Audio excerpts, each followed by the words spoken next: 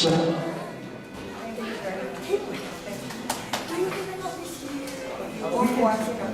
we can set something up. Let's give me a call.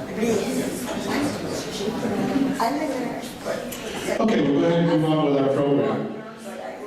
I started with the association a little over 3 years ago, not knowing much about Alzheimer's other than knowing that my grandparents both were diagnosed with that. And one of the first persons that I heard was Dr. Lozano. And I'm going to tell you something, I learned so much listening to her and I admire her. So every opportunity I get to listen to her, I will jump on it. And I encourage you to do the same. So just a little bit, Dr. Lozano is currently a professor and chair of the Gerontology program at Ashland University and adjunct faculty with the University of Harvard Sociology Department. She holds a Doctor of Philosophy in Gerontology from the University of North Texas, a master's degree in Gerontology from Baylor University, and a Bachelor of Science in Behavioral Science from the University of Mary Hardin Baylor. Ladies and gentlemen, Dr. Yvonne Lozano. Thank you. Thank you. I think kind of the best time I have coming out to these is just the support that I always get from the Alzheimer's Association. No matter how many years I've been traveling, I always enjoy coming to Laredo and South Texas. I just really enjoy it. I particularly like Eagle Pass for the reasons we all know. So if anybody wants me to do anything in Eagle Pass, I'll even, whatever you need, I'll do that. I'll hand out water on the corner of the street, but just to get there, I'll do it. I just got back from vacation at Windstar. So you know I'm getting older when I'm going on vacations to Indian casinos, but I'm very happy about that. But you know, I've been in the field for a very long time. Before I was in academia and was teaching and got my PhD, I was worked for a company called Horizon Health Corporation, and we managed geriatric psychiatric units, primarily working with people with dementia and Alzheimer's. So my specialization is mental health and aging. I did the stint in private practice for a while. I did the mental health and aging inpatient, outpatient services for over 13 years, almost 14 years, and worked in the inpatient hospital and outpatient with geriatrics. Worked a lot with nursing homes, worked a lot with assisted living, worked a lot with home. We had our own home health facility as well. And then I decided that it was time for me to continue my career. I really enjoyed teaching, and so I ended up working on my PhD and just got that about, wow, 8 years ago. Has it been that long?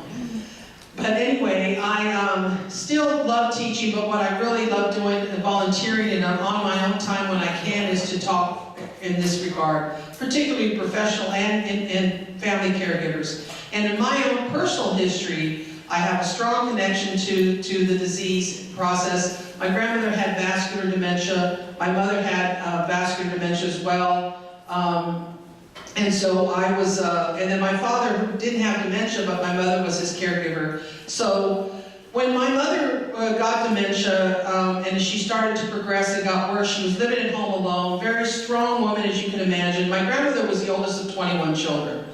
So my mother was raised by a woman. My grandmother divorced her husband. Can you believe that? That never happened to a Catholic Mexican-American woman back then. But she divorced him in the 40s, and she said, get out of here, and she raised the kids on her own.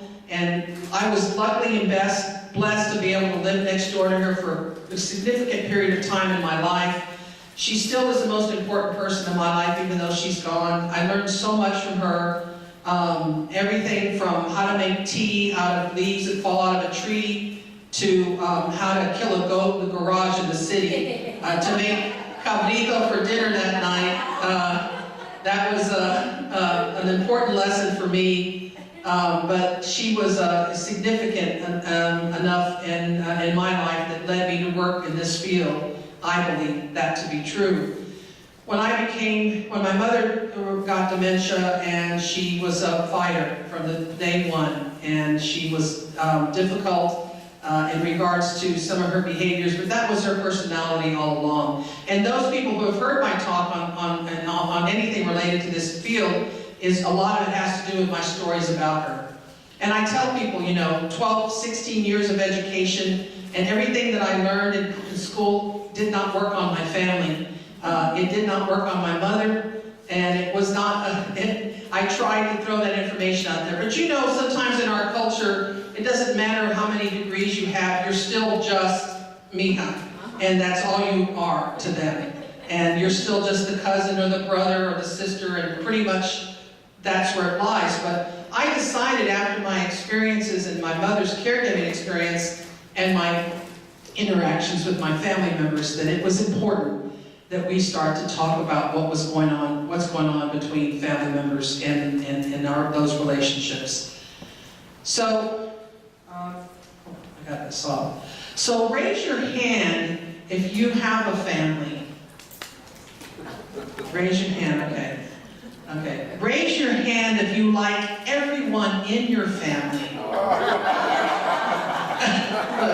No? Okay. We got one person who likes everyone in her family. She must have one person surviving in her family or something. You only have one left or something like that. You gotta like them then. Yeah, don't have a choice, right?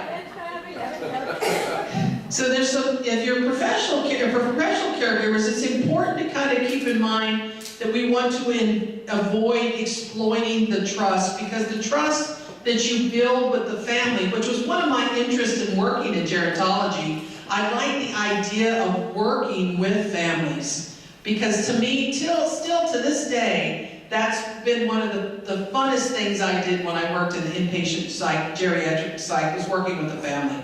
Because a lot of times, obviously, with someone with dementia or delirium or depression, that is who you're going to work with.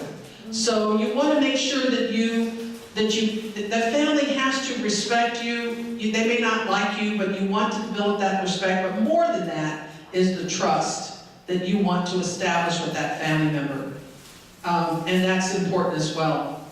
So there are some underlying dynamics, though, and it's really hard for me to decide, you know, when I started to do this talk, I really started to look at a lot of research, and there really was nothing that made sense to me. There wasn't a lot of information that could be relatable when I talked about family. Outside of just kind of going with not only my own personal experiences, but experiences from my colleagues, experiences from my friends, and the stories that I've heard in rooms like this, just like today. So I bring a certain sense of realism to this topic when we talk about family. So you have to decide from the beginning. This is a picture of DNA. I hope that's what that is, but it's supposed to be DNA, and it might be something really bad, but it looked like it to me, so I put it up there. So you want to make sure that you know, just because someone shares your DNA does not mean, one, that you're going to get along with them. I wish it was that simple. It doesn't mean, two, that you have to agree with them. And it doesn't mean that they have the last word because they're in the family. We're going to talk about how we divide that up amongst ourselves. So the longest relationship you will have in your life with anyone will be your brother or sister. I mean, more than your friends. You'll know them longer than you know your parents. You'll know them longer than you know your own children or your spouse. Is your siblings. And you can tell already that that's going to be the focus of my discussion, is siblings. Because when it comes to caregiving, they hold a significant amount of stress and influence in your life as you progress through the caregiving section. Now, you might say to yourself, well, I don't have any more siblings. I'm kind of an only child. But there's still a significant amount of stress that comes with that, because the people that you're caring for might be your parents or an aunt or an uncle or a grandparent, so you're still having that same interaction. So you have to understand the life experiences that you had together growing up. Now, you hear sometimes those shared experiences, everybody has a separate perception. Everybody's perception that grew up in the same house feels it all happened differently. I don't remember that happening. I don't remember Dad doing that. I don't remember Mom saying that. I don't remember Grandma saying that. I don't remember any of that. So those different perceptions, they will come back to haunt you in your life. I don't want to sound dramatic, but it's really the truth. I'm only going to speak the truth today. Tomorrow I'll start lying again. But today, I'm speaking the truth, okay? So, it's important, as it says here, we have kind of an undeveloped respect for each other as siblings. Because one thing that I did read in the research is the moment that you leave your home, when you're 16, 17, 15, or whatever age you left, is the same way your siblings look at you today. So you might have left when you were 17 or 18, but they still see you as being 17 or 18, and knowing as much as you did when you were 17 or 18, although you've really grown from there, I hope you have, from that point. So there's an undeveloped respect. So let's talk about some of those. Well, let's start to talk about what happened growing up. First, how many of you have brothers and sisters? Okay, so most of you. If you're a Hispanic family, for sure, I mean, that's, my gosh, who just has one kid if you're a Hispanic? What is wrong? Something had to be wrong. Something had to go wrong with that. But anyway, my grandmother used to say, I'm like, man, my great-grandmother was like 4'9", she maybe weighed 98 pounds, and she had 21 children. I told my grandmother what was going on. She said nothing was going on. They just liked each other a lot. I mean, they really did. And I think they were popping them out to work in the fields because they were all migrant farm workers. So they're like, the more we have, the more money we can make picking strawberries. But so how well did we play together? And look at the board games. You start to think about as kids when you're playing cards together, you're playing games together. It turns out to be a fight. Even sometimes someone's cheating, someone's not cheating, someone's not reading the rules that got made up. I mean, even recently over the holidays, we tried to play that in my family on Christmas Eve, and we were fighting like within 22 minutes. And you know who was fighting? Not the younger kids, my sister and I. That's who was fighting, accusing each other of not knowing the rules, and then having to prove that the other one was wrong. In a family, when you start to think about caregiving, who is in charge? Who's really in charge? The person who wants to be in charge. Now, you can be the person, there's several different personalities to consider. Because you can be the person who wants to be in charge, who's kind of not very pushy. So you're not going to really push too hard. Then there's the other person who's decided they're in charge because they're the oldest, or they're the boy, the man, or the only son. In my case, in my family, we had only one, who was the youngest. And if you can imagine, it was in a Mexican-American family, it was John F. Kennedy, the Pope, and a picture of my brother right below the Last Supper in the dining room. We laugh because it's true. It's true. And even till the day, I think, before my mother's dementia got too bad, I would be at her house. And I would be doing stuff for her. And she would say, my brother would walk in and she'd say, fix your brother a plate. I'm not fixing him a plate. He can fix his own plate. And that's what she would get upset with me because I still don't understand that. But I know I used to see it with her brothers, and I know but I told her we're going to break this cycle of slavery among the women in this family. We're not going to get them a plate anymore. I would go to my mother's house every single week. She lived about 30 minutes from me, sometimes 3 times a week, sometimes 2. When she got dementia, I would go more often. But she'd say, what are you going to bring me to eat? So I'd say, whatever you want. Or do you want to go somewhere? So I'd get her something to eat. My brother's coming over once a month. She's fixing enchiladas, rice and beans, making tamales, putting linen tablecloth on the table, asking him what he wants for dessert, asking him whatever. He says, Mom, I just want Diet Coke. I don't want regular. Well, then, Yvonne, go to HEB and get your brother a Diet Coke. And here I am spending money on to-go food while my brother gets a homemade meal. So guess who was in charge when she got dementia? Not me. You know, well, not that, I thought I wanted to be not in charge, but I felt like I was connected in the community and could offer a lot of information. But because he was the Lion King, Simba, being held up to the sun, you can hear the music on the back. Can't you just hear it? And so when we had a family meeting and I told my mother, we have to meet, you have to tell us what you want while you still can decide, or else someone's going to decide for you. She finally said, okay, I'll move out of the house. We had a meeting. What do you want to do? Assisted living? You want to live with Yvonne? She couldn't live with my sister because my sister's a good Mexican. She got 5 kids. And upstairs, lucky for my sister, I told her she planned that ahead of time. And then my brother, and he had his wife and then 3 kids. She said, I'm going to live with my son. And so I looked at him, I said, okay, son, do you know what that means? You're going to live with her and she's going to progress and this is what's going to happen. I'm going to live. And I told my mother at that moment, I said, are you sure you do not want to live with me? And her response was, hell no, I'm living, and that was really her response, I'm living with my son. And that story will progress as we move along. So now it brought out the best and the worst in us. Once that person is established as being in charge, to some people, just a power of attorney alone means they are the President of the United States of America.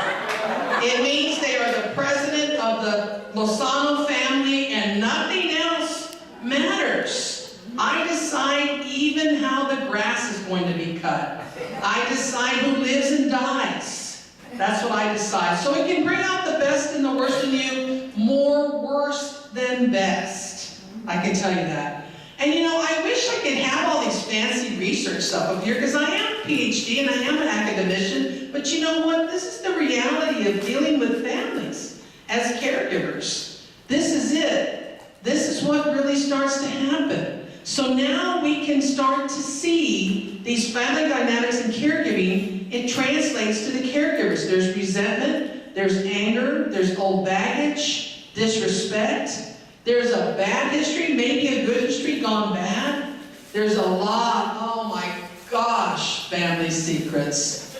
We're going to talk about that. I think I talked about that. Hang on, let me start out. Oh, well, let's go back. So, gender plays a part, the oldest plays a part. In some cases, like my family, oldest didn't matter. You know, now I asked my mother one time, I wasn't the firstborn. She had 2 children before me that died. She had miscarriages. Both of them were boys. And so this is what I asked my mother.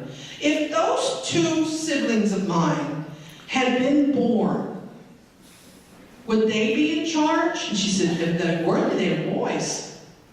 So at that point, I had to let go of that idea that I had to have any impact on the family whatsoever. So then there's a birthright, you know, for some it's birthright, who's going to be in charge?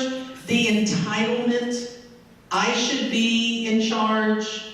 Mom wanted me to. The hungry child syndrome, if I'm not in charge, I might not get something I want. So if I'm not part of this, I might not get something I want. And so unresolved conflict starts between, you start to see that happen. Things that happened 20 years ago now come out as you become the primary caregivers or caregiving together. And just denial, just kind of the big elephant in the room and nobody's paying attention or discussing it whatsoever. So inheritance always starts to play a role. I don't care if it's, you know, 5 plastic cups. People are going to fight over that. All the gifts you got today from the Alzheimer Association, people want to fight over that. Also the history between the parents, you know, the parental history, the history with the parents and the adult child. There might have been abuse in that family. And a lot of times that's been the case, and now you're the caregiver. Those are all things to consider. Jealousy and envy are all part. Am I not hitting on, are all these things I'm not saying they're all related to your family, but are they not significant in many families? Okay. So I think that's important. So let's talk about them one at a time. I hope you don't mind being here till morning. They said Roy said he'd buy y'all tacos, but when you talk about family, you need time. So it's decided at birth in some families who was going to be that caregiver. In a lot of older generations, that person was decided upon. In my family, in my grandmother's family, it was my aunt, my Tia Jesus. And Tia Jesus was decided that was her birthright. When she was born, I'm telling you, she was born and she became the one who was going to care for her parents. She never married because she had been told that she was going to be around to care for her parents. She did marry and she did. That's exactly what she did. She was the primary caregiver. She wasn't in charge, but she was the primary caregiver. So some families are just, they decided very early on as children when this is going to happen. Kind of the right of authority. I have the right to be in charge for whatever reason's been given to you, whatever you've made believe in your head, whatever the situation might be, that's what's decided upon. The Hungry Child Syndrome, we can kind of see that this, I feel like I should be in charge, or I should be the main caregiver, or I should have an influence in the family. Because no matter what you do, you have that family member that no matter what you do for them, it's not enough. If they won the lotto, it wouldn't be enough. If they won $10 million, it wouldn't be enough. It's just never going to be enough. You can't ever feed that child, that person, that child inside of them who can't get enough. So you have to identify who these people may or may not be. Now don't start going around calling your siblings, you have the hungry child syndrome. Because Dr. Lozano said there was a hungry child syndrome. And that's who you are. And but the unresolved conflict too. No matter, we're all part of the same family as brothers and sisters. We're the family right here in our hand. And you know what? We all are very different. We all have different roles in our family. We all have different impressions. We all have different emotions. We have different experiences. So you can kind of see there. To me, that's a perfect picture of a family together. That's just perfect.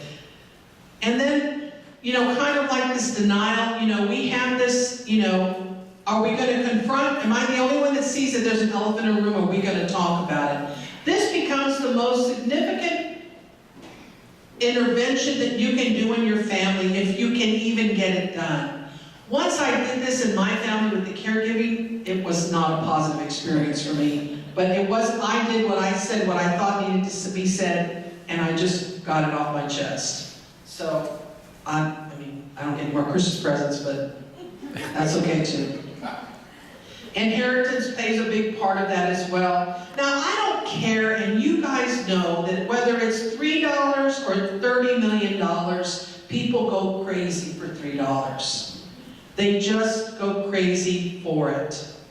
I've talked about it here before, but the biggest fight I saw with the family was fighting over a collection of Fiesta cups from San Antonio during Fiesta.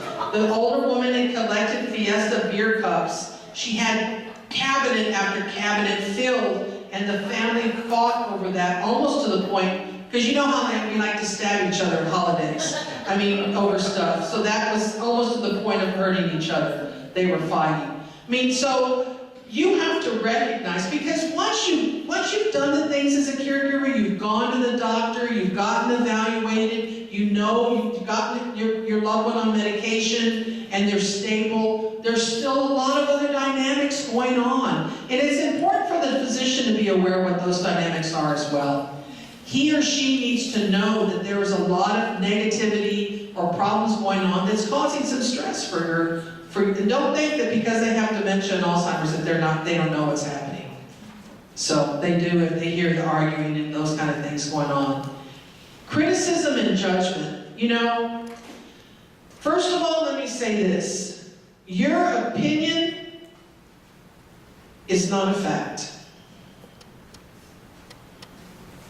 Your opinion is not a fact.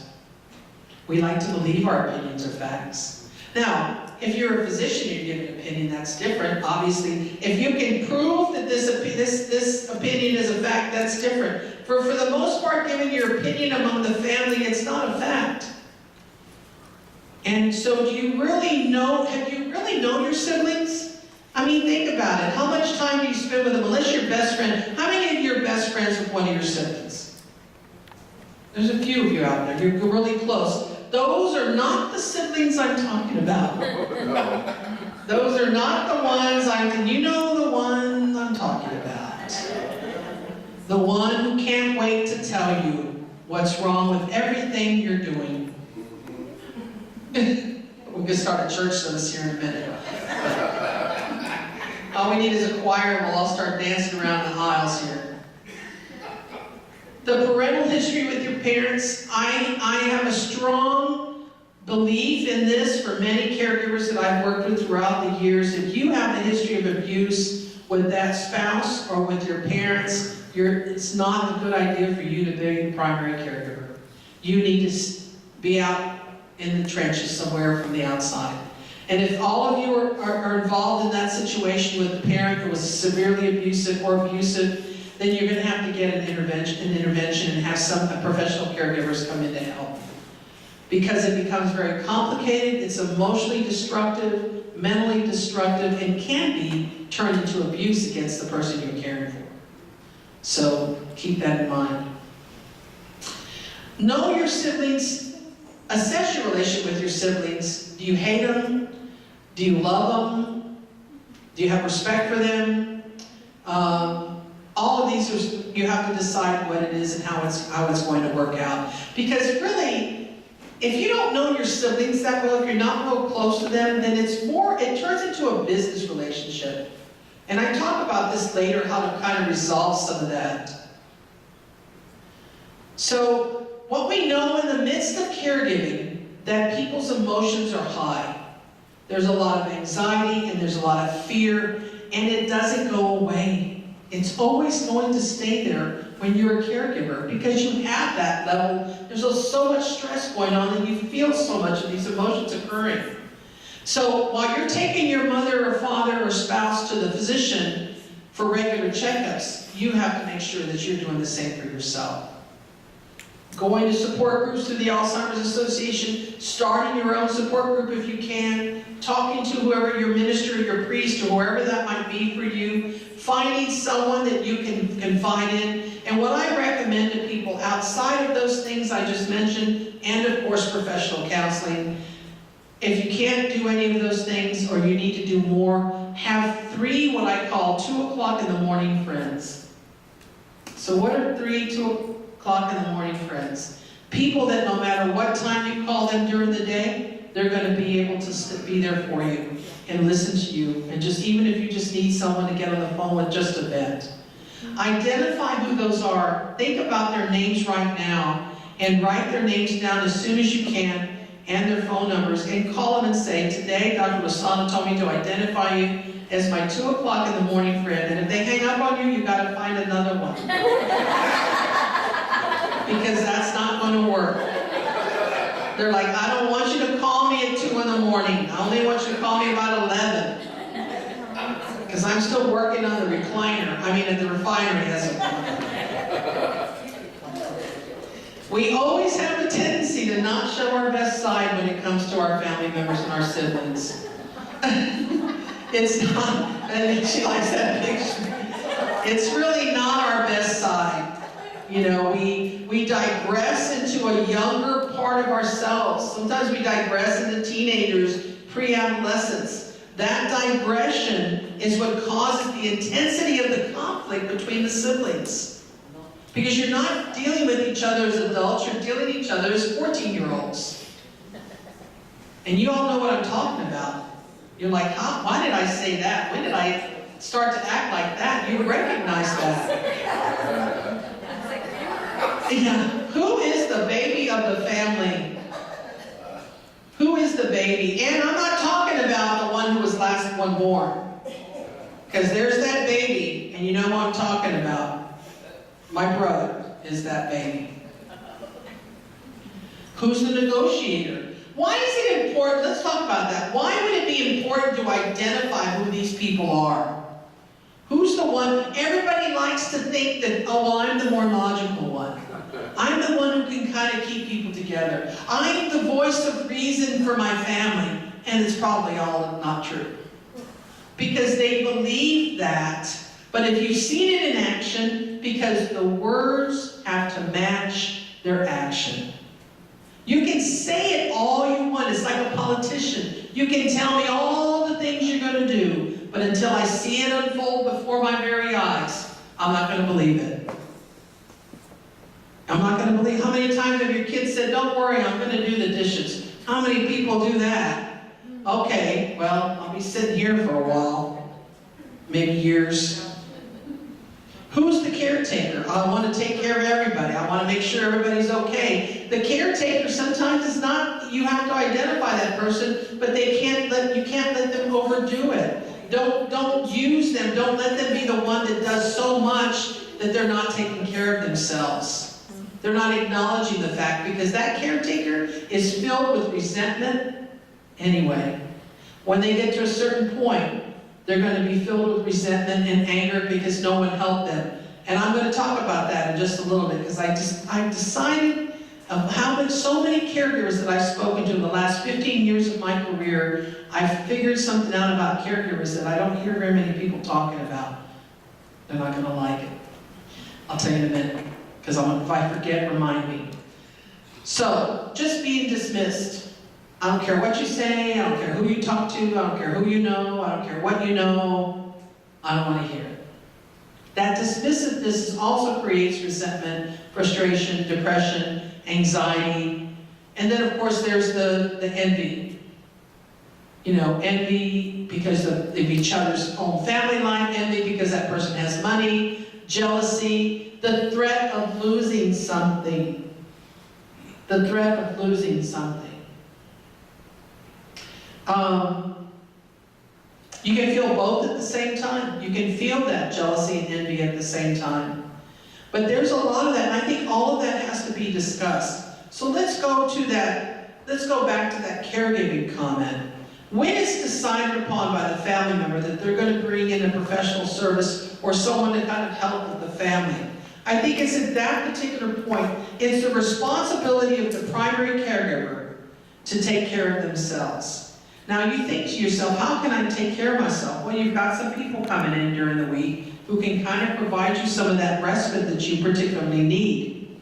But if you're still there while the caregivers are there, and you're still just running to the store for 30 minutes and coming back, and you're still not taking the responsibility that you need to do to take care of yourself, then it's not anyone else's fault but your own.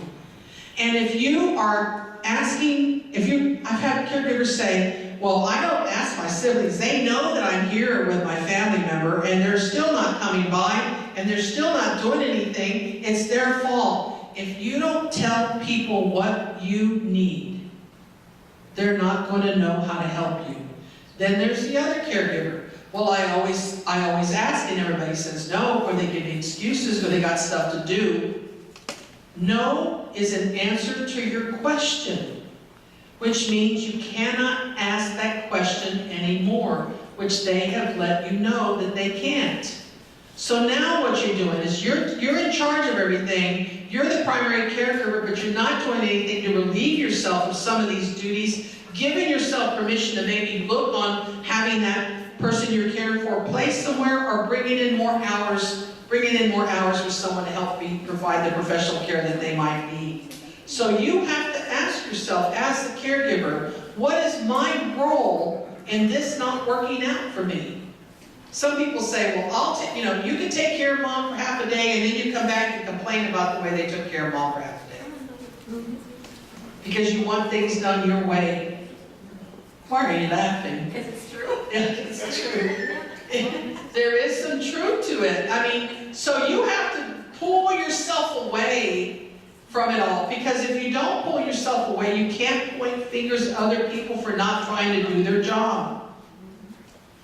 I learned this from a caregiver a long time ago in a talk that I did, when there were some suggestions about how to get people to do stuff for you. Well, when you have someone coming over your house even if it's once a month, she had little yellow stickies on her refrigerator that said things that I need done. It could be anything from mowing the grass to organizing the kitchen drawer. So she goes, what can I do for you? Pick one of those things on that refrigerator and do it. I don't care which one. It didn't involve money, and they were usually happy because they didn't have to stay very long or help in that way. But that's sometimes what you can do to get some help. That list of hers got really, really long, really fast. She put on there like, fix my fence, you know, wash my car, go take my car to get an oil change. She had all kinds of great things in the back, and people were coming. People started coming from her church and coming and grabbing a little yellow sticky. She, stay with Mom on Saturday for 3 hours to help me out on these dates, and have people come into it. Organize your caregiving to the point that people can come and help.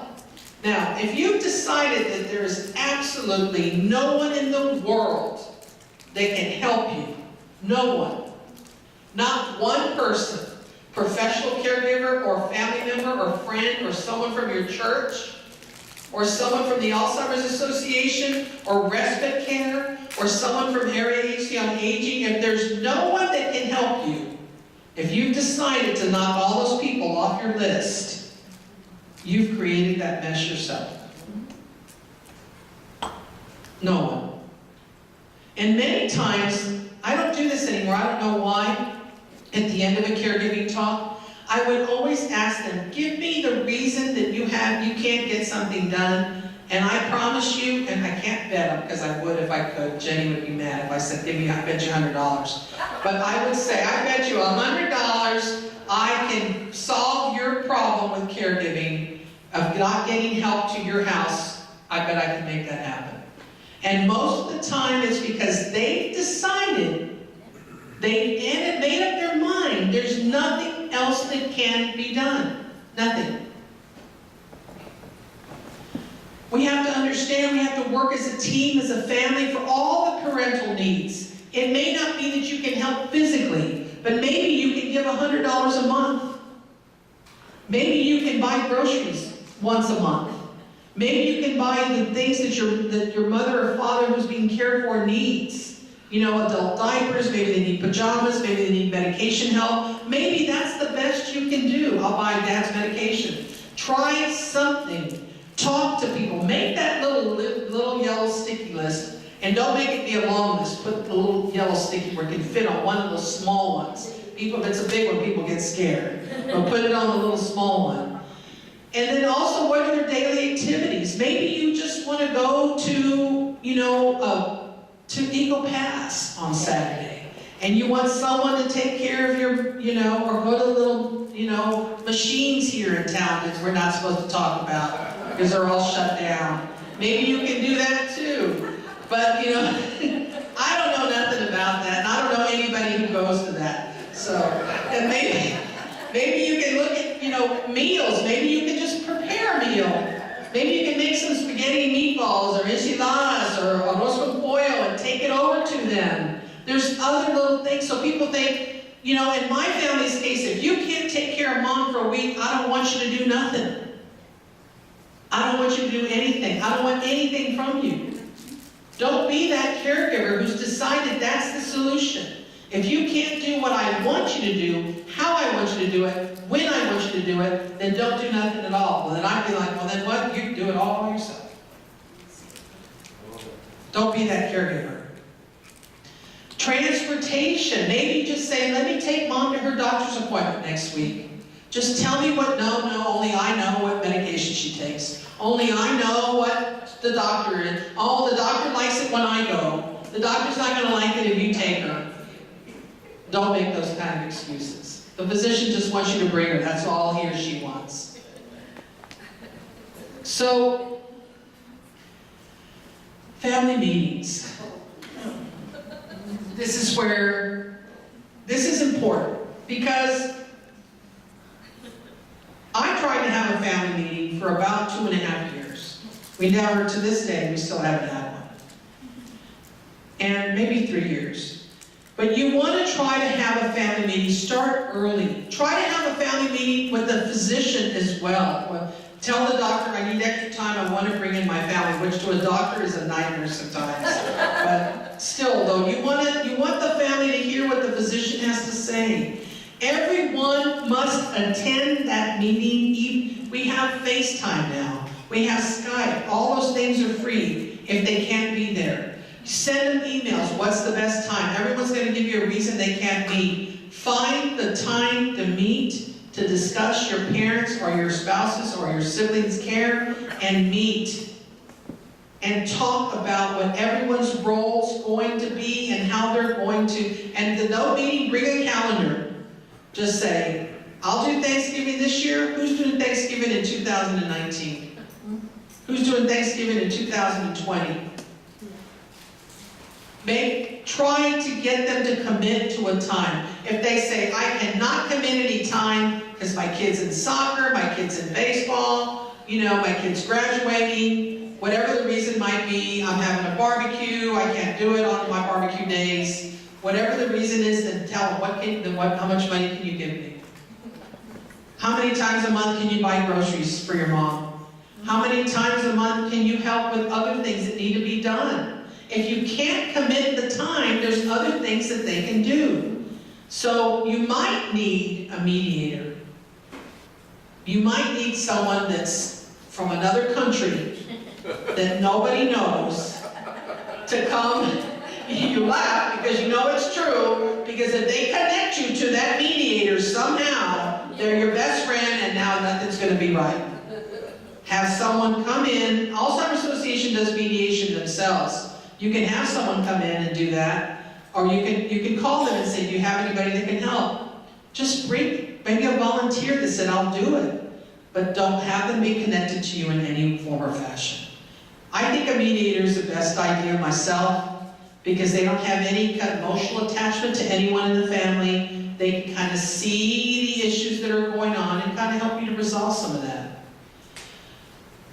Now, it's like herding cats to get people in your family to get together. It really is like herding cats.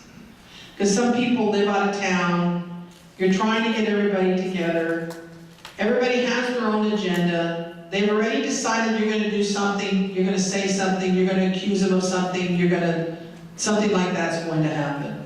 All of a sudden it is going to turn into a big novella. It is.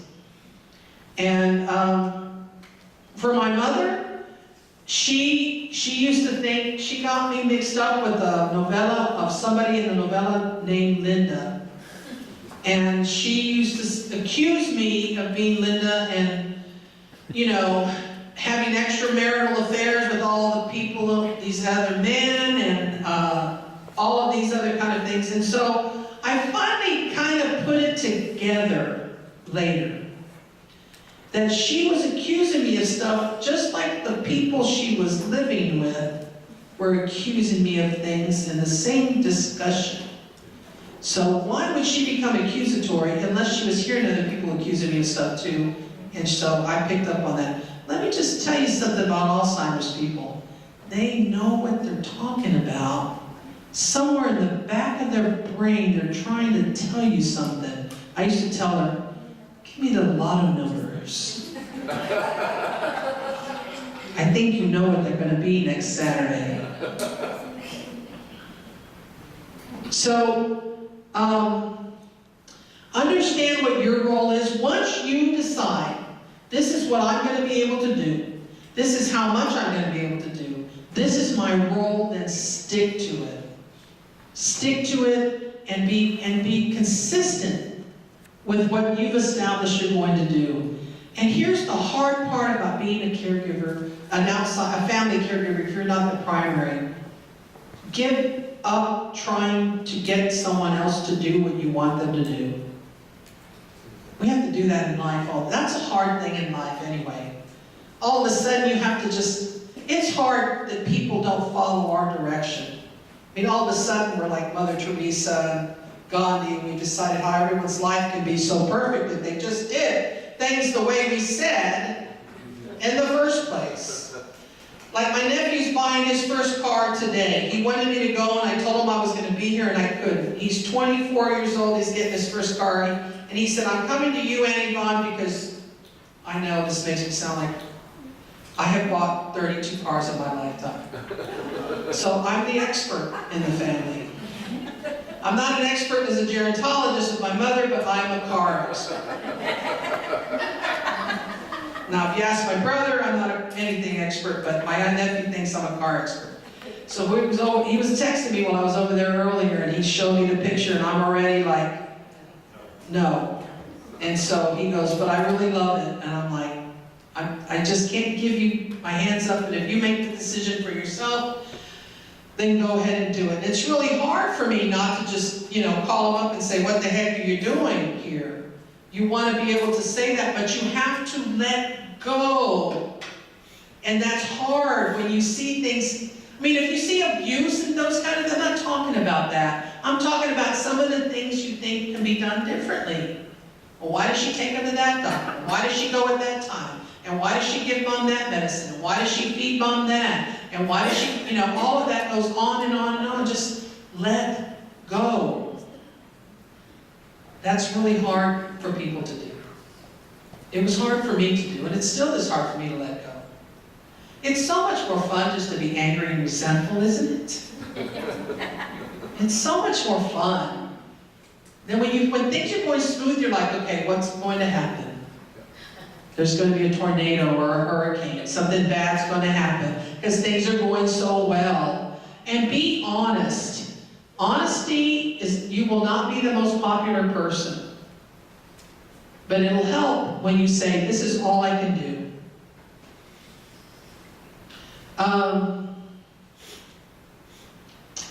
Some families are just not going to cooperate. You have to accept that too. That was the hardest thing for me to accept. I never did. After my mom died, I still didn't accept it. And she just died last year. I still don't think I've accepted that. But you have to get to a certain point where you have to decide that they're not going to cooperate together. I told you before, the power of attorney does not mean you're the President of the United States of America.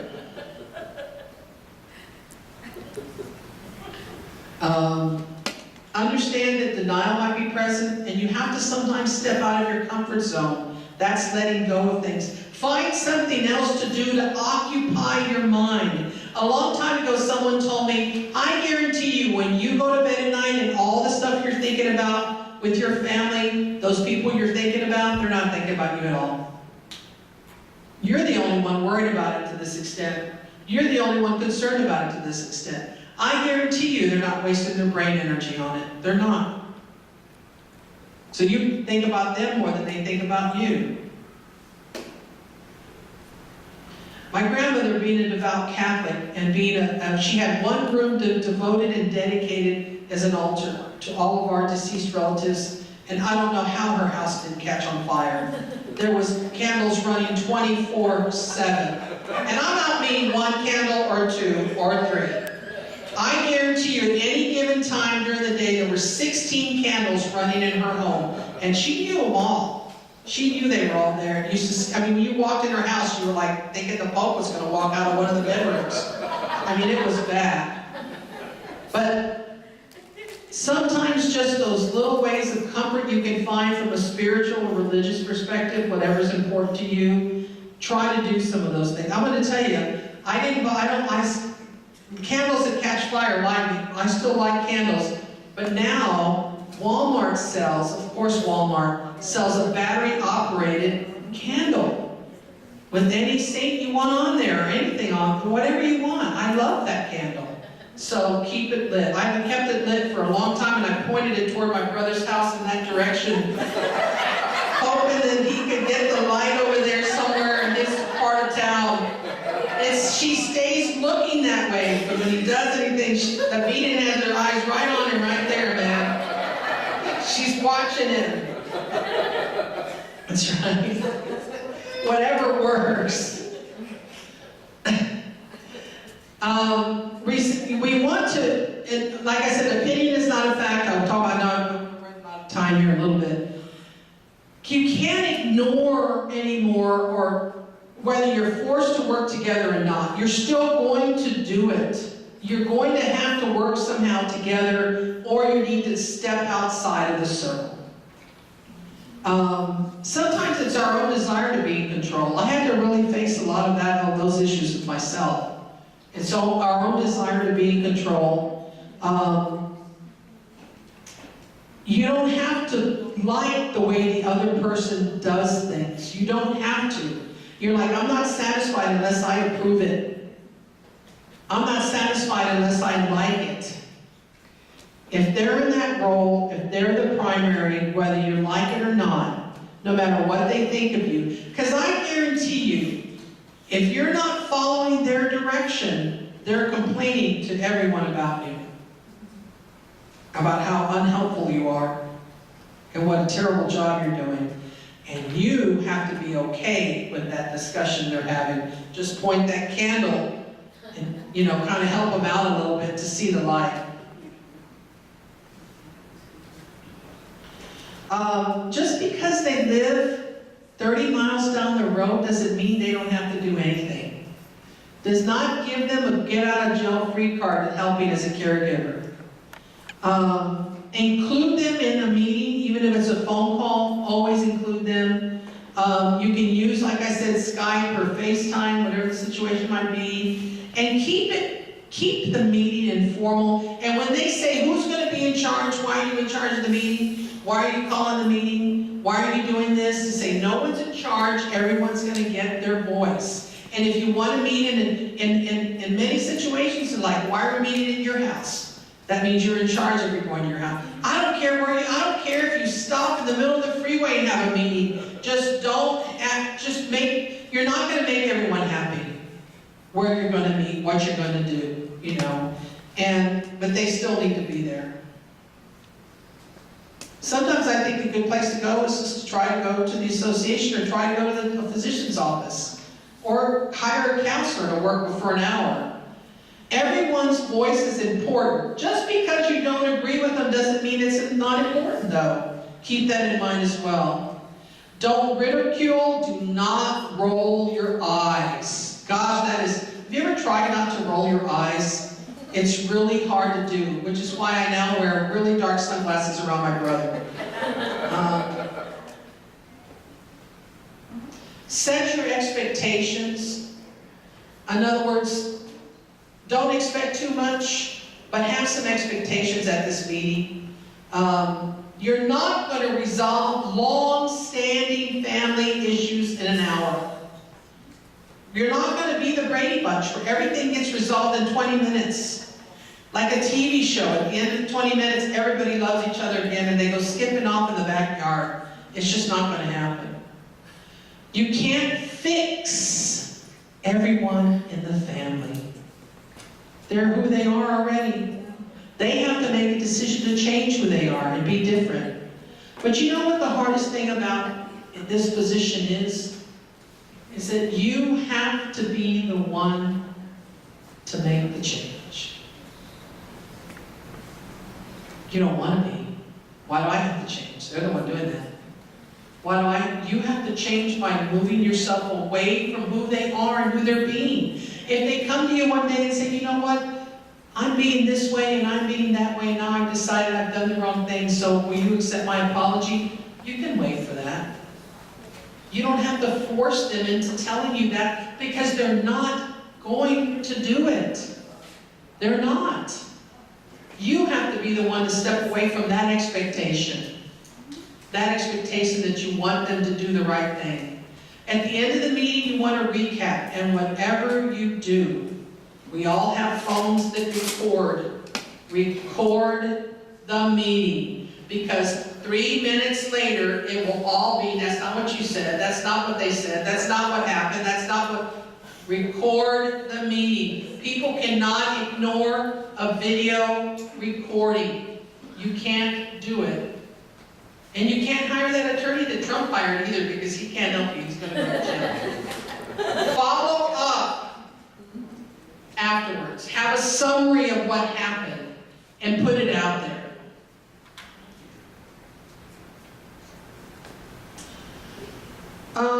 Work with each other's strengths and weaknesses. Everyone has a strength, even if you think they don't.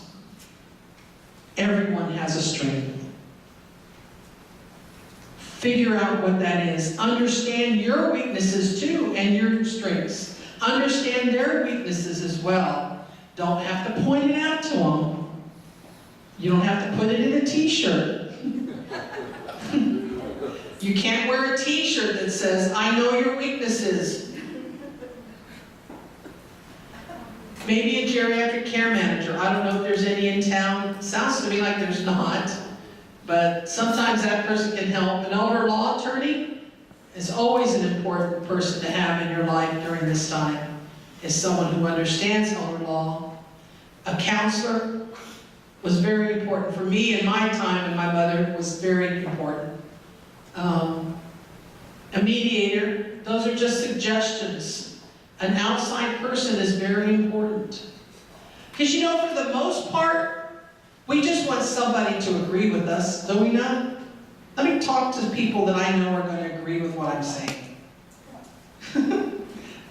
Sometimes that's not always very helpful, but sometimes you need somebody to look at it very differently for you and kind of give you what they think their truth is.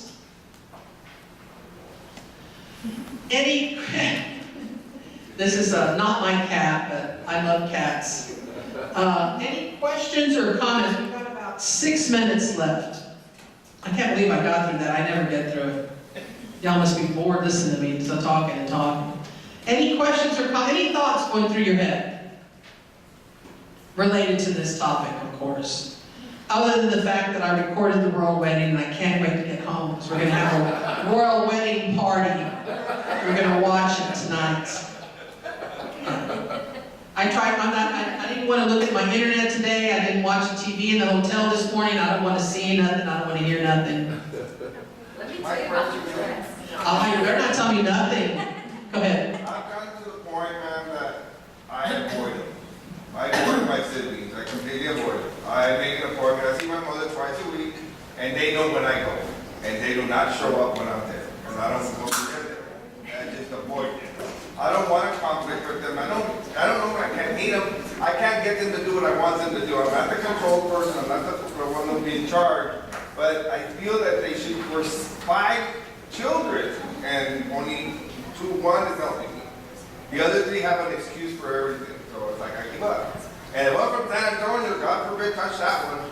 Because she's in San Antonio and she has an opinion once a month. She comes in and she writes my mother in the condition she's too skinny, she's not eating. And they got putting all this food on her and causing an issue. But the caregiver that I have has a routine. Takes care of my mom 24 hours a day. She knows. But the ones that come from out of town, they want to change everything. But I have to be quiet. I have to just deal with it.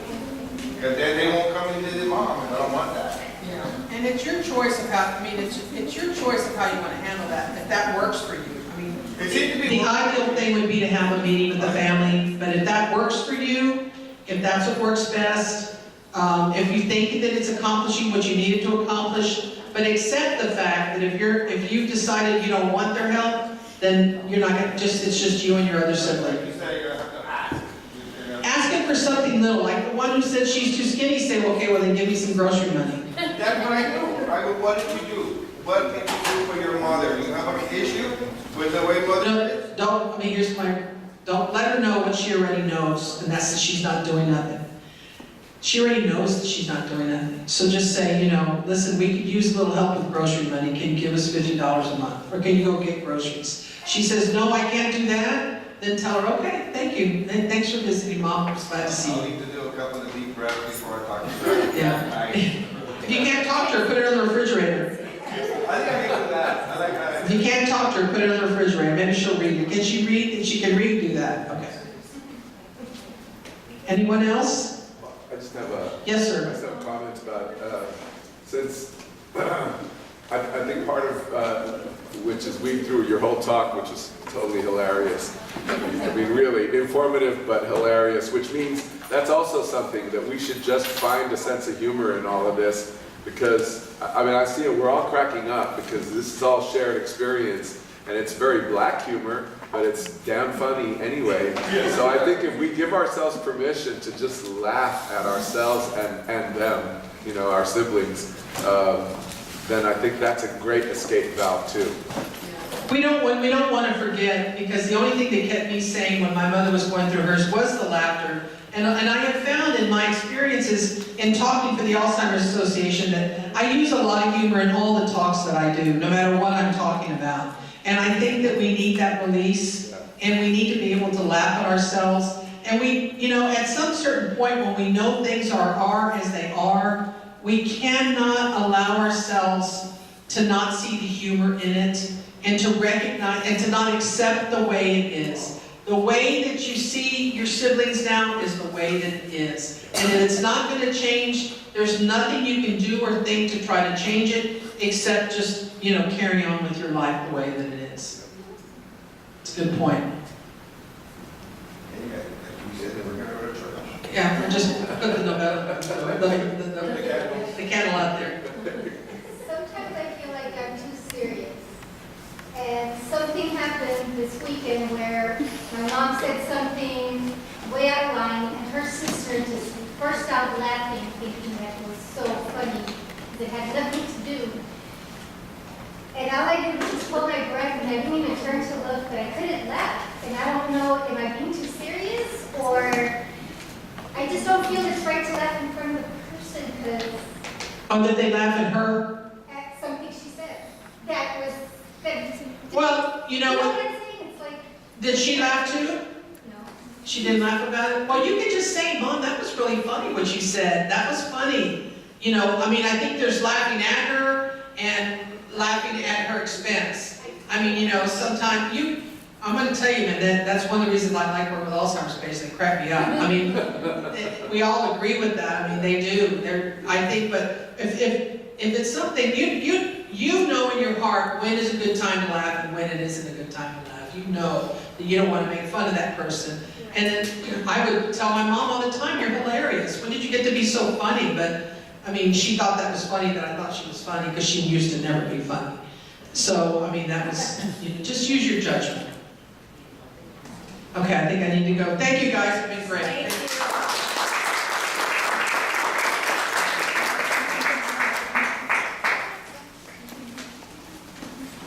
Oh my. Hello. Thank you so much, Dr. Lozano. Well, we made it through the day. I hope that you all have gotten some very, very good gems out of today. We have a couple more minutes that we put at the end of the agenda today to talk about community resources, to make sure we just kind of drive home that point. So first, we've asked Bright Star Care to come back and again tell us the service that they provide in this community. Hi, my name is Marita. I'm an RN case manager for Bright Star Care. This is Ms. Julia. So we provide a variety of different services. We have private nursing, we do skilled nursing, we have therapies, physical therapy, occupational therapy, speech therapy. We have a lot of skill. We service patients from pediatrics to geriatric patients. So we have a variety of different patients that we work with on a daily basis. We're here to service anybody in the community. If y'all have anybody that needs help, whether it's nursing, therapies, whatever it is, you can always contact us, and we'll be willing to go out and help you all. I would also like to add that we also have the respite care. We accept most of the MCO, most of the health insurances. We have a variety of MCOs that we do accept. Presently, we are working on also accepting Medicare. Mr. Wong is working very hard to get us into this year. And like I said earlier, we do not have the care providers at this time, the specialized care providers that Alzheimer patients will need. So I would be saying a lie to say that we are prepared for that, because we're not. But when we are, we will be letting you all know we're ready and we're here. Give us a call. So we are working first of all with nurses, with RNs, to go ahead and get the certifications they need to teach our care providers to be there and to understand those patients that are there for the need of the community. So once again, thank you. We still have some goodies left in the back, and we are located on 615 Yale. Monday through Fridays, 8 to 5. And by the way, our services are 24/7. Thank you so much. Thank you.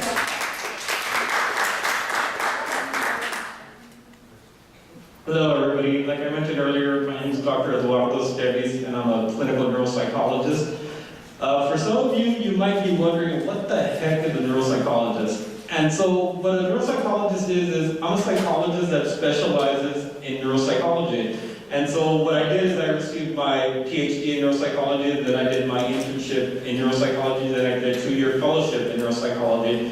So what I do in terms of patients with Alzheimer's disease is I diagnose dementia. So sometimes patients present with a variety of memory problems, attentional problems, and so you want to make sure that they're correctly diagnosed, and that's what the testing that I do is that's what it's for.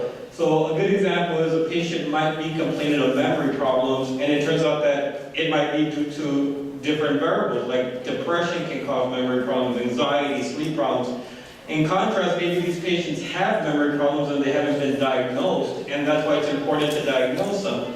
And there's also many different kinds of dementias. Alzheimer's is one form of dementia, but then you have vascular dementia, frontotemporal dementia, so you want to make sure they're diagnosed correctly. And if they're starting some kind of treatment or medication, you want to be able to track that progress, and that's what the neuropsych testing is helpful for.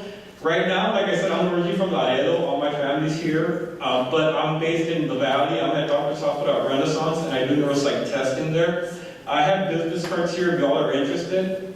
I know it's very difficult for some people to travel to the Valley, so talk to me. We can try to work something out to where we can possibly do the testing here.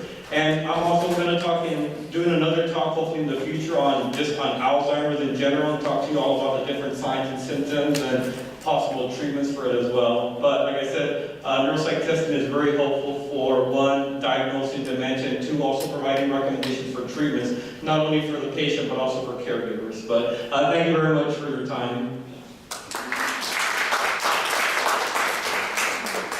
Good afternoon, my name is Oda Garcia, and I work for the Area Health Education Center, also known as AHEC. And AHEC is a nonprofit organization. We've been around since 1993, and we enhance the quality of life in the community by 3 things. We link students to health education. If you have anybody who's a high school student, know anybody that would like to go into the health career, send them to us. We help them, we guide them to look at what are the resources here locally, or if they want to go study out, we also help them with the resources that are out there for them. We help them so that their transition from high school to college wouldn't be that heavy. And also we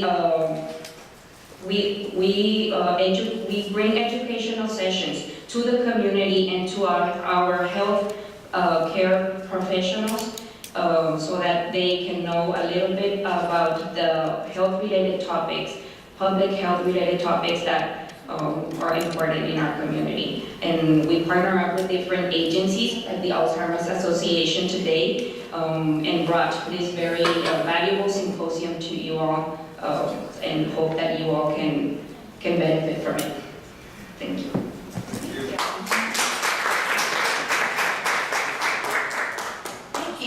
Thank you, really appreciate it. We very much appreciate partnering with you all, and all of your staff have been fantastic, and all of the students that you've brought in to help today. And again, Bright Star Care, sincere thanks from all of us for all of your support. We greatly appreciate it. We do have some closing, more drawings to do, but in case you have not had an opportunity, I do want to make sure that you're aware of some things that are here locally as part of the Alzheimer's Association.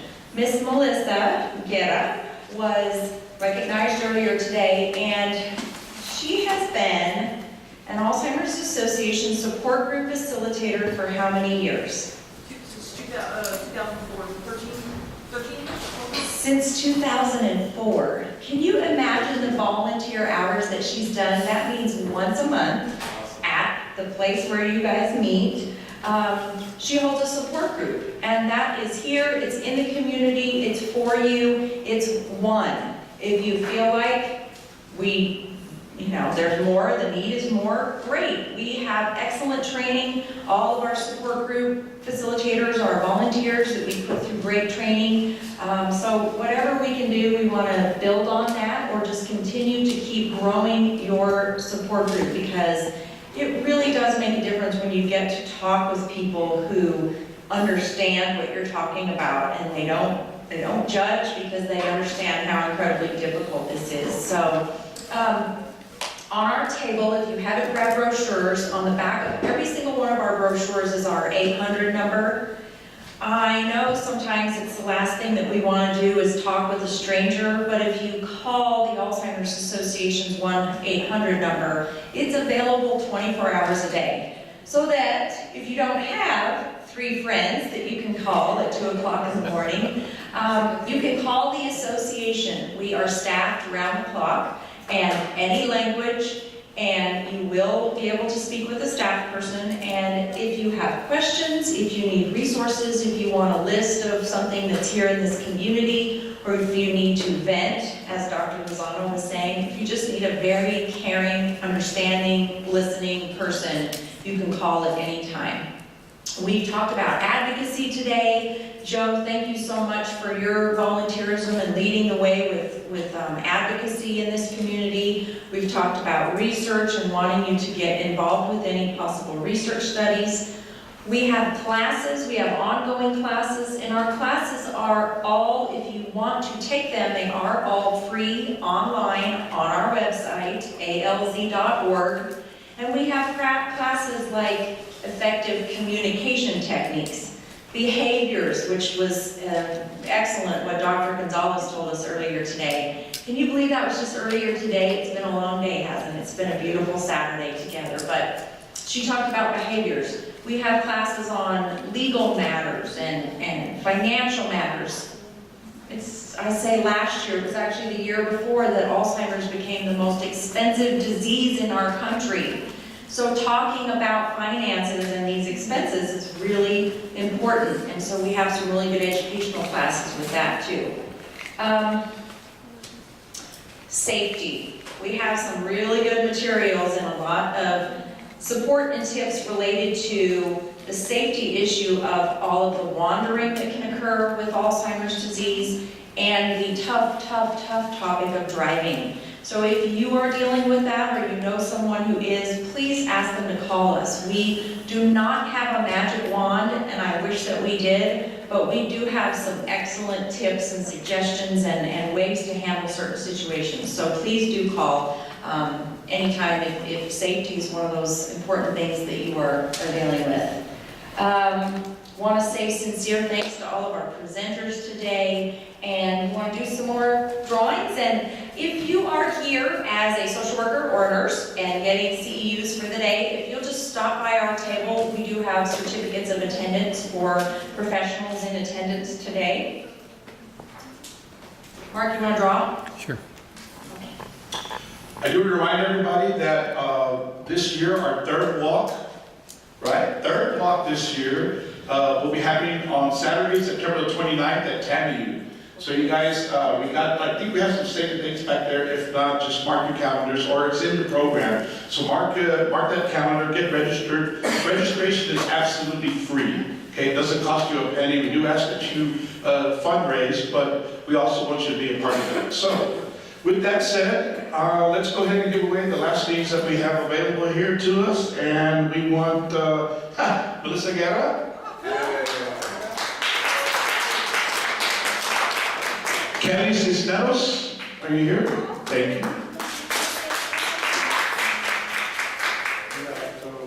Let's have Melissa's first. Okay. So let's see what you want. Any of these, pick one. All right, Brandon Casares. Brandon, if you're here. If you're not here, we're gonna give it up because you were supposed to stay for the whole thing.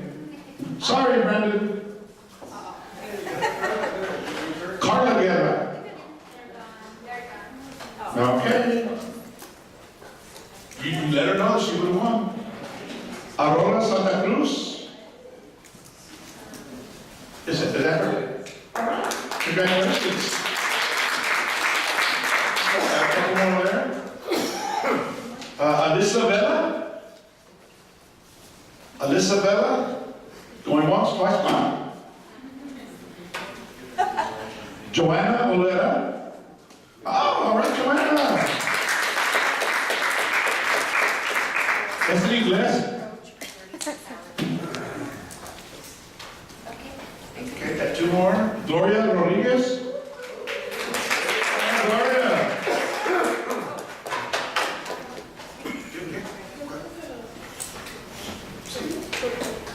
Oh, okay. She wants to leave it for somebody else. Great. Well, thank you. She donated back to us, so that's fantastic. Thank you. Patricia Rooney.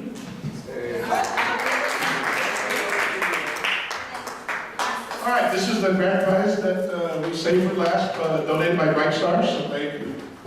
And the big winner is Roy Lopez. What? Man, it never works. Patricia Martinez.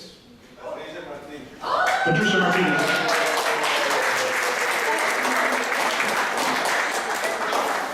That's not the way to spell Roy Lopez. Ladies and gentlemen, that's going to conclude our program today. Thank you very much for attending. When you get out into the community, you tell everybody that they missed a fantastic day with a fantastic speakers, so that next time they'll make sure to come. Thank you guys. Please visit alz.org and make sure you pick up your certificates. Oh, we need a survey before you go.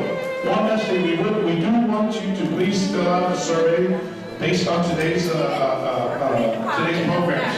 So if you don't mind, if you completed them, please put them on the table in the back. We'll get together soon. And once again, thank you to our sponsors. Thank you, everybody. We really appreciate it.